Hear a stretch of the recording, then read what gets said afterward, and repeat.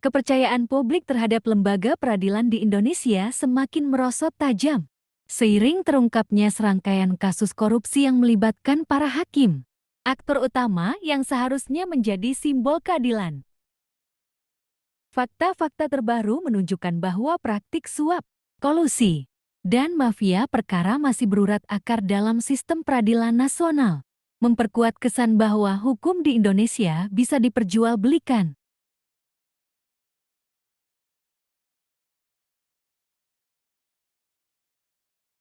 Dalam catatan Komisi Pemberantasan Korupsi (KPK), sepanjang 2010 hingga 2024, tercatat setidaknya 31 hakim telah dijerat kasus korupsi. Jumlah ini menempatkan profesi hakim sebagai salah satu aktor penegak hukum paling banyak yang terlibat dalam tindak pidana korupsi. Puncaknya terjadi pada tahun 2022. Saat 6 hakim ditangkap secara beruntun oleh KPK karena menerima suap dari pihak-pihak berperkara. Indonesia Corruption Watch (ICW) juga mengungkap bahwa dari 2011 hingga 2024, sebanyak 29 hakim diduga menerima suap dengan nilai fantastis mencapai Rp107,9 miliar. Kasus ini bukan hanya mencerminkan pelanggaran etika, tetapi juga menjadi bukti betapa parahnya kerusakan moral dalam sistem peradilan.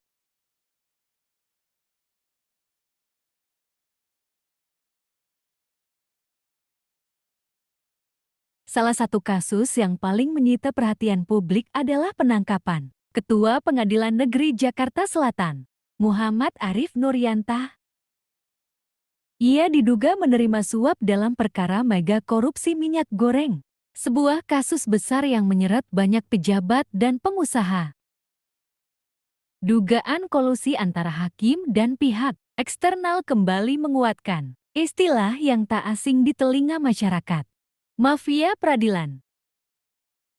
Peneliti Pusat Kajian Anti Korupsi Universitas Gadjah Mada Pukat UGM, Zanur Rohman, menyatakan bahwa masalah ini bukan lagi persoalan oknum semata. Ini menunjukkan ada kerusakan sistemik. Mekanisme pengawasan internal Mahkamah Agung tidak berjalan efektif, dan praktik jual beli perkara menjadi rahasia umum, ujar Zainur. Mafia peradilan bekerja seperti organisasi terstruktur. Mereka melibatkan calo perkara, panitera, pengacara, hingga hakim. Suap diberikan untuk mengatur arah putusan, mempercepat penanganan, atau bahkan meringankan vonis. Dalam banyak kasus, terdakwa bisa membeli keadilan asalkan memiliki cukup dana dan koneksi.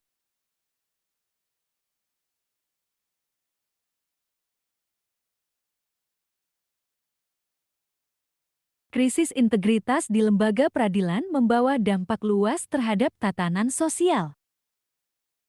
Banyak masyarakat kecil merasa putus asa untuk mencari keadilan.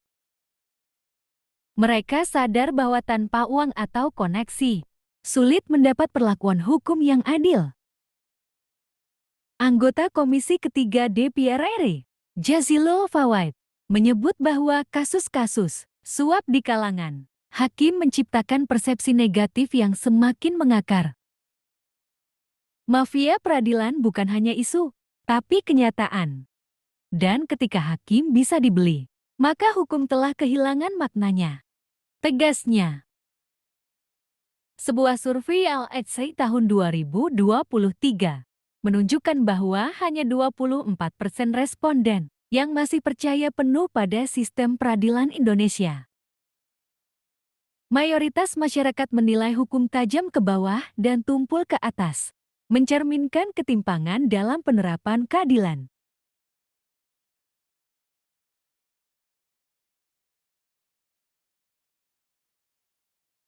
KPK telah berupaya menindak tegas para pelaku korupsi di sektor peradilan. Namun, penindakan tanpa perbaikan struktural hanya seperti menambal kebocoran di kapal yang terus berlubang. Banyak pihak mendorong reformasi menyeluruh, termasuk perombakan sistem rekrutmen hakim, pengawasan yang independen, serta digitalisasi proses perkara untuk meningkatkan transparansi.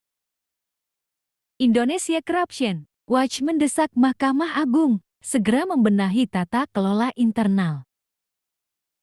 Mereka harus mau membuka diri terhadap evaluasi eksternal dan melibatkan masyarakat sipil dalam proses pengawasan, kata peneliti ISEWI, Kurnia Ramadana. Namun tantangan terbesar datang dari dalam. Ketika praktik korupsi sudah menjadi budaya, perlawanan dari dalam sistem itu sendiri cenderung pasif. Banyak pejabat enggan berubah karena sistem korupsi yang ada justru menguntungkan mereka.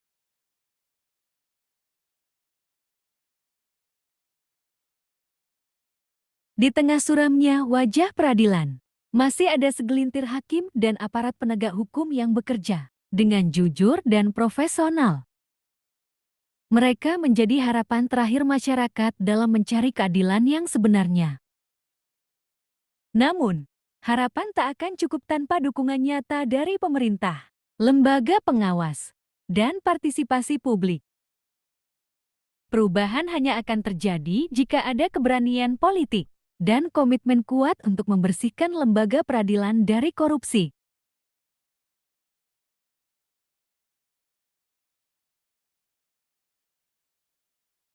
Korupsi di lembaga peradilan bukan sekadar pelanggaran hukum, tapi juga pengkhianatan terhadap nilai keadilan.